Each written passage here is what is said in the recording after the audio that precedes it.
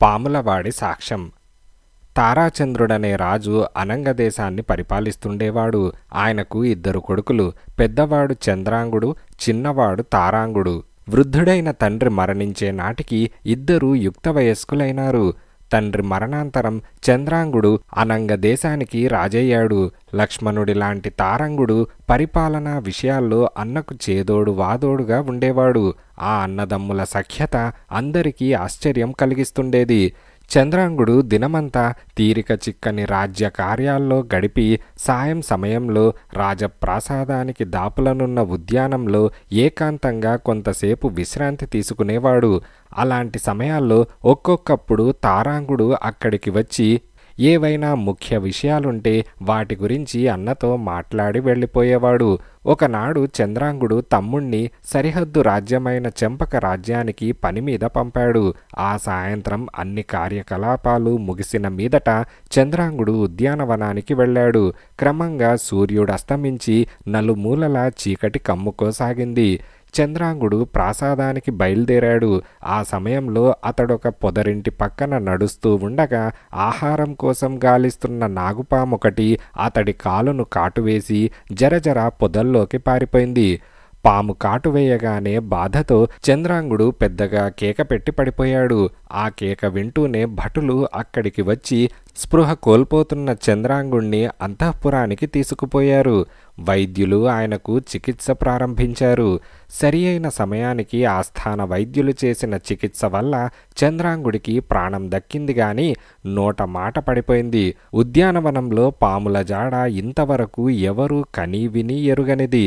రాజును హతమార్చడానికి ఎవరైనా కుట్ర పన్నారా అన్న అనుమానం కొందరికి కలిగింది. ఈ సంగతి మంత్రి తెలుసుకున్నాడు. అతడు ఇలాంటి అవకాశం కోసమే ఎదురు చూస్తున్నాడు. రాజవంశాన్ని తుదముట్టించి అనంగ దేశానికి రాజు కావాలన్న కోరిక ఎంతో కాలంగా అతన్ని బాధిస్తున్నది. రాజు కదిలేందుకు మాట్లాడేందుకు అశక్తుడు కనుక చిన్నవాణ్ణి ముందు హతమార్చితే తర్వాత రాజు ఆటంకాన్ని తేలికగా తొలగించుకోవచ్చు. ఇందుకుగాను మంత్రి ఒక పథకం తయారు చేసి అందరితో మహారాజు గారికి జరిగిన ప్రమాదం వెనక ఏదో కుట్ర ఉన్నదనటంలో సంశయం లేదు. ఆయన ఉద్యానవనంలో వాహ్యాళికి వెళ్లే సమయం సందర్భాలు ఎరిగినవాడే ఈ కుట్రకు కారకుడై ఉండాలి. 1-2 రోజుల్లో తగిన సాక్ష్యాధారాలు సంపాదించి ఆ కుట్రదారుణ్ణి ఉరికంబం ఎక్కించగలను అని అనసాగాడు. 2 రోజుల తర్వాత చెంపక దేశంలో ఉన్న తారంగుడికి తన అన్న పాము కాటుకు గురి అయిన వార్త అందింది. అతడు వెంటనే బయలుదేరి రాజధానికి వచ్చి చంద్రాంగుడికి తగిన చికిత్స చేసేందుకు మరికొందరు ఘన వైద్యులను నియమించి రాజ్యపాలనా భారం తన చేతికి తీసుకున్నాడు. ఈ లోపల మంత్రి తనకు నమ్మకమైన ఒక భటుడి ద్వారా నగరంలో పాములు పట్టడంలో ప్రసిద్ధుడైన ఒకణ్ణి పిలిపించి వాడితో రహస్యంగా, ఒరేయ్, నీ అదృష్టం పండబోతున్నది, అందుకే నిన్ను పిలిపించాను అని అన్నాడు. పాములు పట్టేవాడు ఎంతో వినయంగా, అయ్యా, ఆ అదృష్టమేమిటో దయచేసి చెప్పండి అని అన్నాడు. నువ్వు మన రాజుగారి తమ్ముడి తారంగుణ్ణి గురించి వినే ఉంటావు. అతడు 5-6 రోజుల క్రితం నిన్ను పిలిపించి కాటు వేస్తే మరణం తప్పనంత విష ప్రభావం గల పామునొకటి కొన్నట్టు రేపు నిండు సభలో జంకు గొంకులు లేకుండా చెప్పాలి. మిగిలిందంతా నేను చూసుకుంటాను. పని ముగిశాక నీకు 5,000 వరహాలిస్తాను. నీ జీవితం ఏ చీకు చింతలు లేకుండా హాయిగా గడిచిపోతుంది అని మంత్రి అన్నాడు. పాములు పట్టేవాడు, సరే ప్రభు, తమ ఆజ్ఞ అని మంత్రికి నమస్కరించి వెళ్ళిపోయాడు. మర్నాడు నిండు సభలో మంత్రి సభికులనుద్దేశించి, మహారాజు గారిని పాము కాటు వేయడం వెనక పెద్ద కుట్ర ఉన్నదని తగు సాక్ష్యాధారాలతో నిన్ననే తెలుసుకున్నాను. మహారాజు గారు ప్రమాదవశాత్తు పాము కాటుకు గురి కాలేదు. ఇప్పుడు సింహాసనంలో ఉన్న తారంగుడే పదవీ కాంక్ష కొద్దీ అన్న ప్రాణాలు తీసేందుకు ఒడికట్టాడు అని మంత్రి అన్నాడు.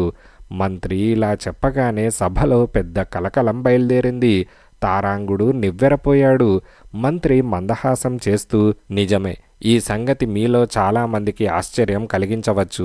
నేను కూడా మొదటిసారి విన్నప్పుడు చాలా ఆశ్చర్యపోయాను. కానీ బలమైన సాక్ష్యాధారం లభించాక పూర్తిగా నమ్మకం కలిగింది అని భటులకు పాములు పట్టేవాణ్ణి హాజరుపరచమని ఆజ్ఞాపించాడు. పాములు పట్టేవాడు సభలోకి వచ్చి దిక్కులు చూస్తూ నిలబడ్డాడు. అప్పుడు మంత్రి వాడితో, ఒరేయ్, నీకొచ్చిన భయమేమీ లేదు, నిజం చెప్పు అని అన్నాడు. తారాంగుడు ఈ జరుగుతున్నది నిజమా కళ అన్నట్టు విస్తుపోయి పాములవాడికేసి చూడసాగాడు.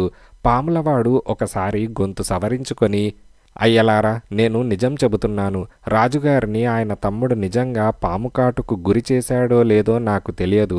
కానీ మంత్రిగారు ఒక భటుడి చేత నన్ను పిలిపించి ధనాస చూపి, రాజుగారి తమ్ముడు నా వద్ద నుంచి విష సర్పాన్నొకదాన్ని కొన్నట్టు సభలో చెప్పమన్నారు. అదిగో మంత్రిగారు నా వద్దకు పంపిన భటుడు ఆ ద్వారం వద్ద నిలబడి ఉన్నాడు అని చెప్పాడు. తన పథకం తారుమారైనందుకు మంత్రి ఎక్కడలేని కోపంతో, ముందు ఈ అబద్ధాలు పలికే పాములవాణ్ణి శిరశ్ఛేదం చేయండి అంటూ అరిచాడు. ఆ వెంటనే తారాంగుడు సింహాసనంలో నుండి లేచి భటులకు, ఈ దుష్ట మంత్రిని, ద్వారం దగ్గర నుంచి పారిపోజూస్తున్న భటుణ్ణి బంధించండి అని ఆజ్ఞాపించాడు. భటులు క్షణాల మీద వాళ్ళిద్దరినీ బంధించారు.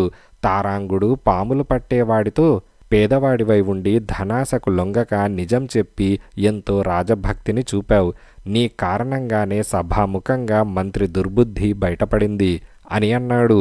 అందుకు పాములు పట్టేవాడు, మహారాజా, మంత్రిగారు భటుడి చేత నన్ను పిలిపించి సాక్ష్యం పేరుతో పెద్ద అబద్ధం చెప్పమనగానే ఆయన కుట్ర నాకు తెలిసిపోయింది. ఆయన పాములాంటి వాడని పసిగట్టాను. నా వృత్తే పాములు పట్టడం కదా. ఆయన చెప్పిన దానికి అప్పటికి సరే అని సభలో ఆయన కుట్ర బయటపెట్టాను అని అన్నాడు.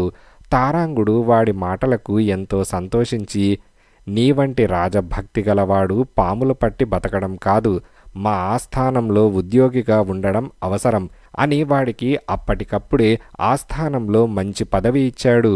తర్వాత తారాంగుడు మంత్రిని కారాగారంలో వేయించి తన అమాయకత్వం కొద్దీ మంత్రికి సహాయపడిన భటుణ్ణి క్షమించి వదిలివేశాడు. కొన్నాళ్లకు వైద్యుల చికిత్స వల్ల పూర్తిగా ఆరోగ్యవంతుడైన అన్న చంద్రాంగుడికి సింహాసనం అప్పగించి తారాంగుడు ఎప్పటిలాగే అతడికి రాజ్యపాలనా విషయాల్లో సాయపడసాగాడు.